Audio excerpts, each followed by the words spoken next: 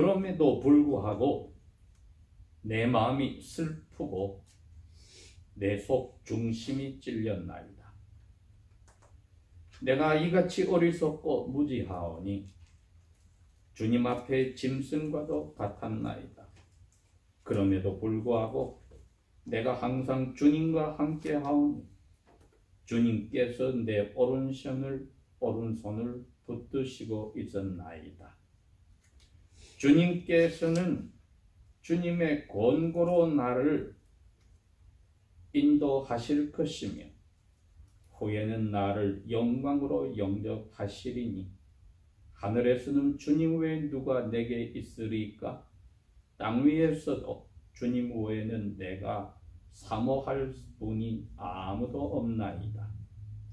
나의 육체와 나의 마음은 약해지오나 하나님은 내 마음의 힘이시요 영원한 나의 상속이 되시나이다. 보옵소서.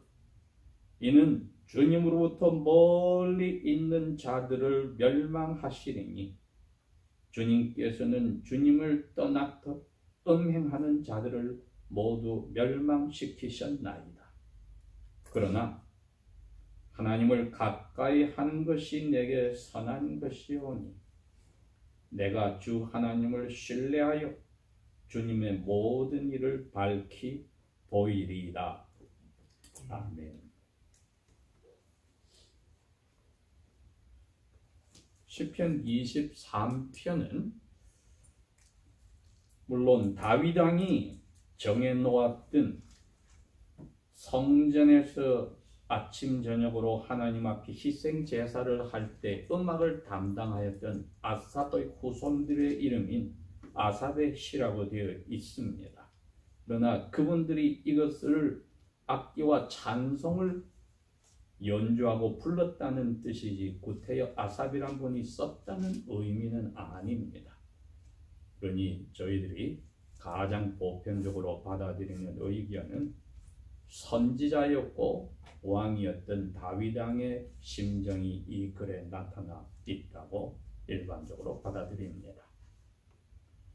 오늘 이 시편 73편 전체의 내용은 마치 나이 80살에 하나님의 명령을 받고 이집트에서 노예 생활을 하던 이스라엘 백성을 인도하여 40년 동안 광야 생활을 하다 하나님의 저주와 징계 속에 그 60만 이상이 죽어가는 모습을 보았던 모세가 나이 120살이 가까이 되어서 썼던 시편 90편의 내용을 생각하게 합니다.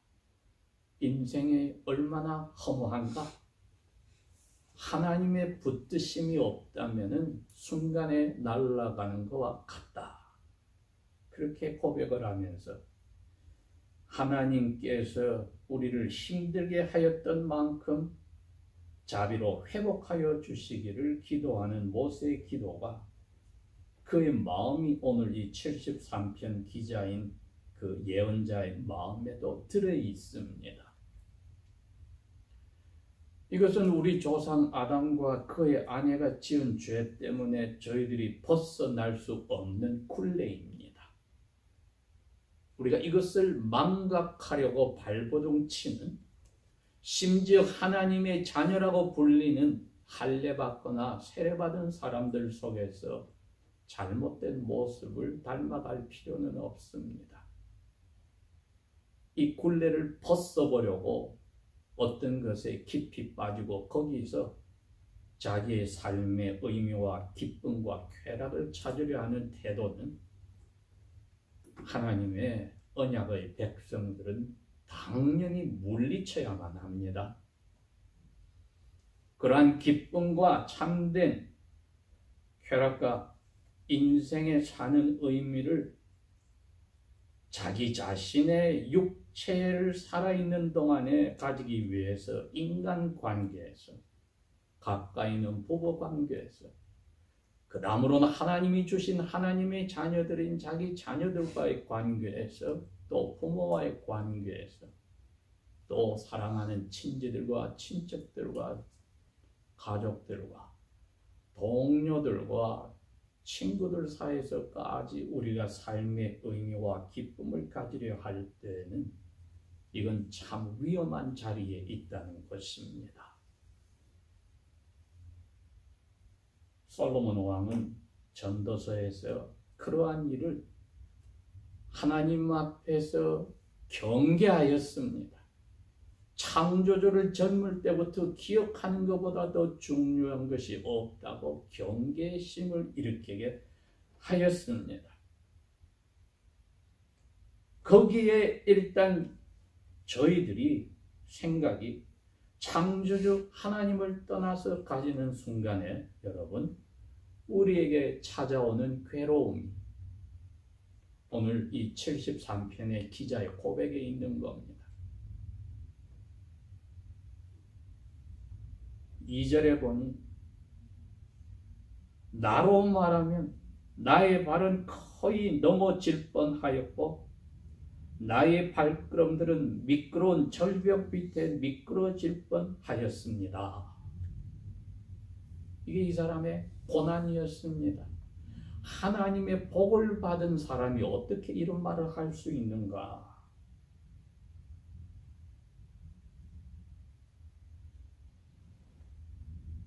16절에도 똑같은 표현을 합니다.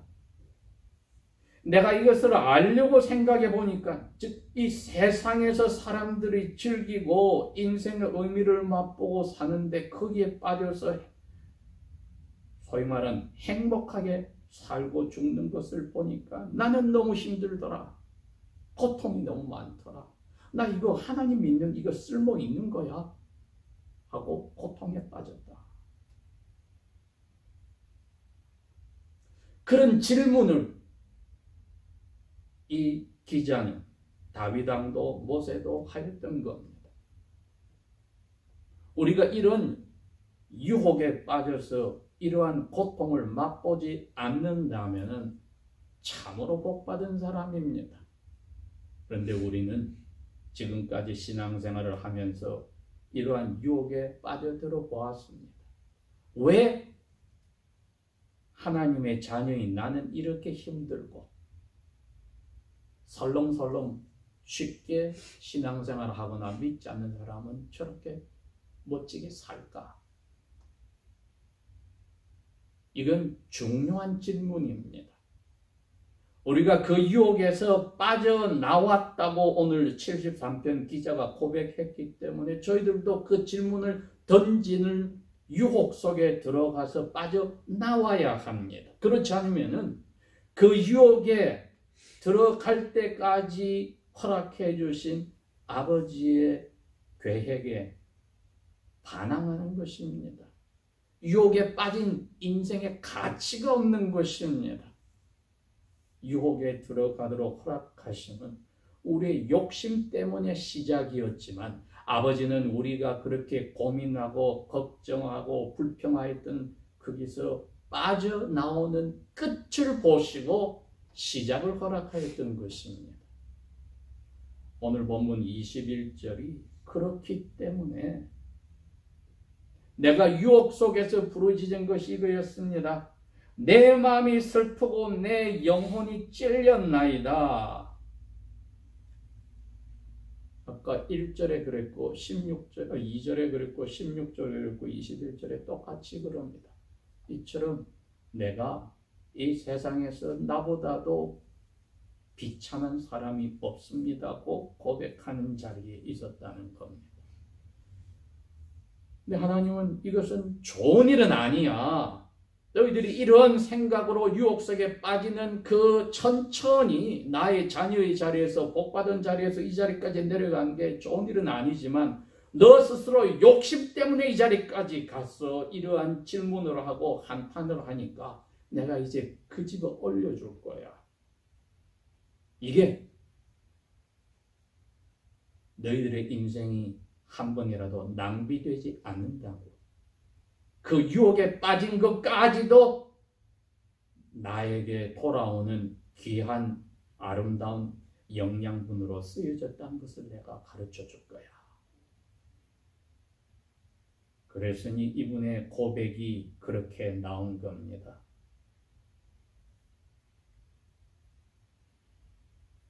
25절에 하늘에서는 주님 외에 누가 내게 있으리까? 신약시대 그리스도인들은 자기의 사랑하고 가장 마음을 쏟았던 분들이 먼저 하늘로 불려갈 때에 자기 자신도 언젠가 죽으면 하늘에 가서 그 사람들을 만나는 걸 생각해도 너무나 좋아. 어떤 사람은 성경을 잘못 이해하고 자기 애완동물들이 먼저 죽었으니 하늘에 가서 그 동물들을 만나니까 좋다. 그게 여러분 아까 유혹 속에 빠져서 제대로 빠져나오지 못하면 그렇게 되는 겁니다. 하나님은 하늘에 가서 내 사랑하는 누구누구를 보는 것이 너무 좋다. 이것을 목적하라고 유혹에서 건져주신 게 아닙니다. 25절에 뭐라고 그랬습니까? 하늘에 가보니 하나님 외에는 아무도 내 눈에 안 보여요. 예수님은 구체적으로 말씀하셨습니다. 오늘날의 자유주의 신학자들과 같이 자기 이성적인 판단만 믿고 말씀도 믿지 않고 영적인 천사들의 존재도 부정하고 기적들을 부인하는 그 당시에 세두시 사두개인들이 그랬습니다. 너희들은 하나님의 힘도 믿지 않고 성경도 모른다. 왜?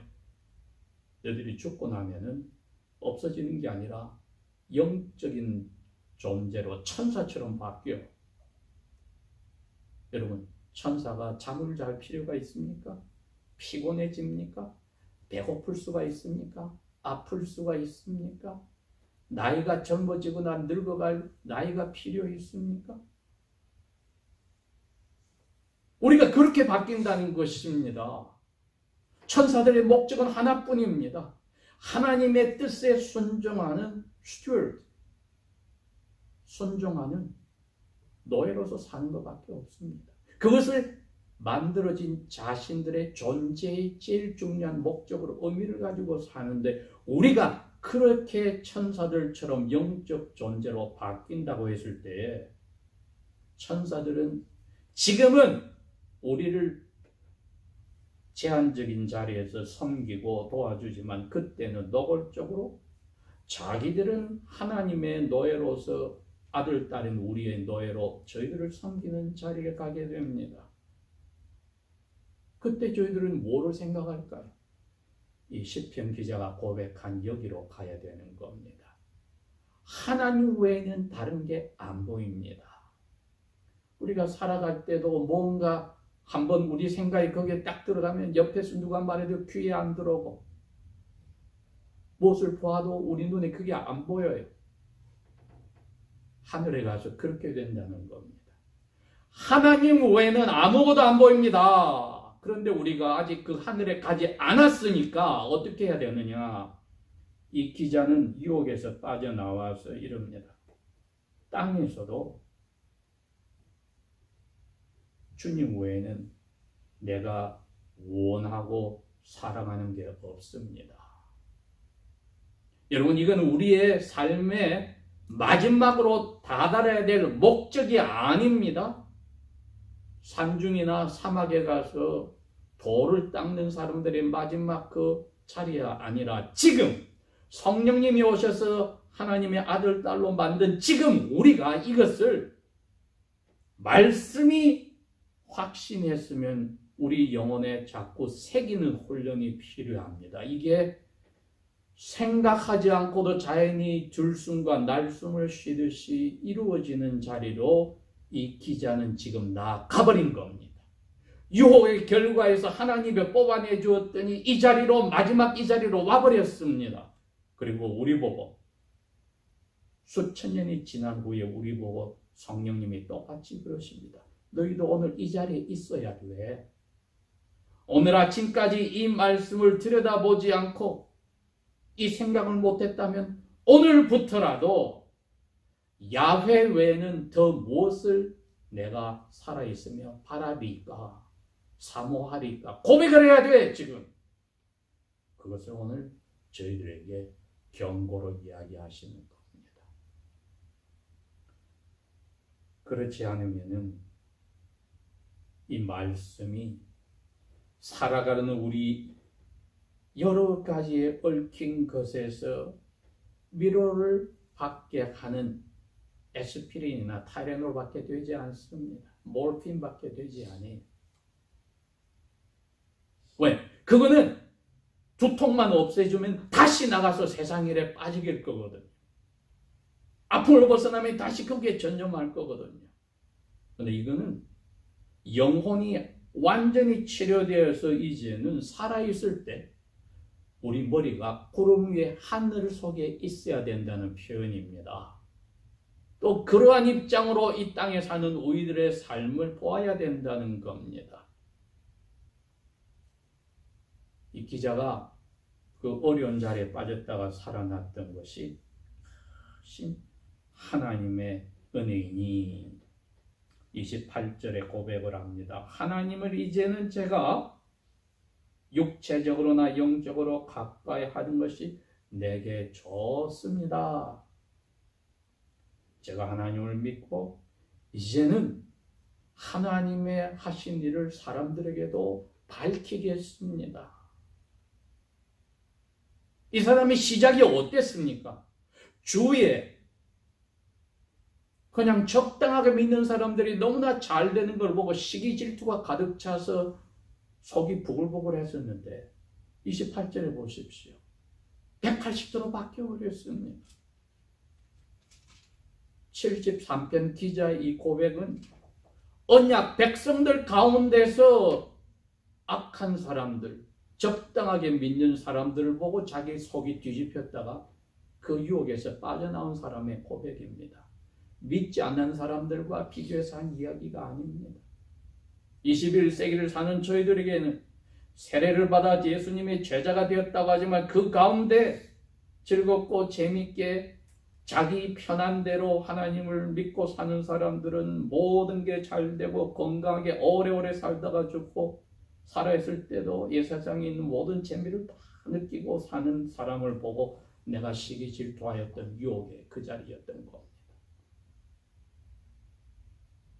그러나 감사하게도 성령님은 우리에게 아니야, 너 살아있을 때 머리가 하늘에 향해 있어야 돼. 그래야만 땅에서 살 때에 다른 게 너 눈에 안 보이고 너 머리를 사로잡지 않아. 주일 예배가 6일 동안에 내가 세상에서 어떻게 재밌게 살까 힘들어서 고민되니까 그거 치료하는 진통제가 되는 시간이 아니야. 여기서 힘을 얻어서 내가 어떻게 머리를 하늘에 두고 위에 있는 것을 생각하고 이 세상에서 남은 6일을 살아갈까 하는 근본적인 파운틴 워, 샘솟는 생명의 샘물을 마시고 6일을 살아가는 거야.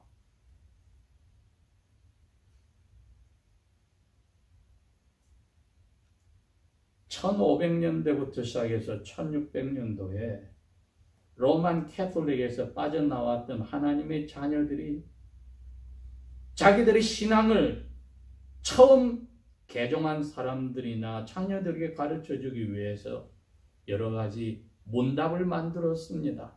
그걸 1세기에 신약시대 교회들이 행하였던 전통을 이었습니다. 그 당시에는 성경이 손이 없었으니까 쉽게 풀어서 대답하고 질문하게 해서 머릿속에 외우게 하였는데 이 캐러기즘이다. 문답이라고 했습니다. 1648년도에 영국의 웨스트민스터 사원에서 영국 국교에서 개혁하자는 사람들과 스코틀랜드의 지도자들이 평신도 함께 모여서 썼던 소일 문답서의 1번에 그렇게 썼습니다. 여러분들이요, 사람이 사는 제일 중요한 목적이 무엇입니까? chief end, 중요한 목적이 무엇입니까? 답이 그렇습니다. 사람이 사는 제일 중요한 목적은 오늘 이 기자가 24절과 5절에 고백하였듯이 하나님을 영화롭게 하는데 삶이 쓰여지고 그걸 좋아하는 겁니다. 어느 정도로? 영원히 좋아하는 겁니다. 이사야 선지는 하나님의 말씀을 그대로 인용했습니다. 43장 7절에 나 야훼는 나의 백성들을 만들어서 나의 영혼, 나의 영광을 위하여 창조하였느니라. 사도 바울도 말씀 많은 고린도 교회에 고린도전서 10장 31절의 편지 속에 그랬습니다. 너희들이 지금 티격태격 싸우고 잘했니 못했니 하는 거 다 쓸모없는 거야. 너희들이 왜 먹고 마시고 사는지 목적을 잊었어. 그게 하나님의 영광을 위해서 먹고 마셔야 돼.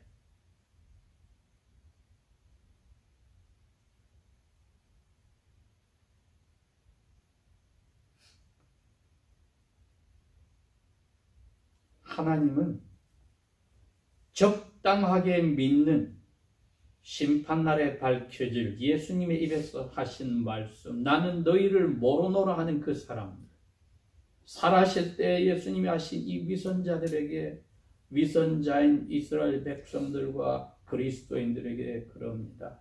너희들은 멀리 떨어져 살았어. 마음이 멀리 나와 떨어져서 살았어. 시편 기자가 오늘 27절에 그 이야기를 한 겁니다. 너희들은 멀리 떨어져서 하나님을 남편으로 사랑한 게 아니라 다른 집 남자를 사랑하는 음행하는 과거를 가지고 있었어. 이걸 깨닫기 전까지는 자기는 부러워하고 있었으니까 내가 주님 앞엔 참 21절에 무지하고 어리석어서 짐승이었네요. 이렇게 고백한 겁니다.